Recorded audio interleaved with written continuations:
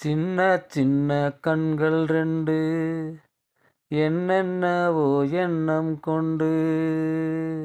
சின்ன சின்ன கண்கள் ரெண்டு என்னென்னவோ எண்ணம் கொண்டு தேடும் கண் பார்வைகள் உன் வார்த்தைகள் அதன் அர்த்தங்கள் உன் மௌனங்கள்.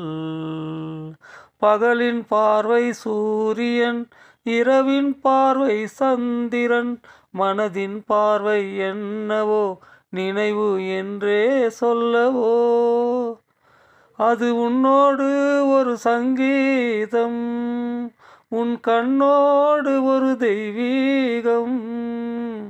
யார் கண்டார்கள் உன் பூர்வீகம்? யார் கண்டார்கள் உன் பூர்வீகம்?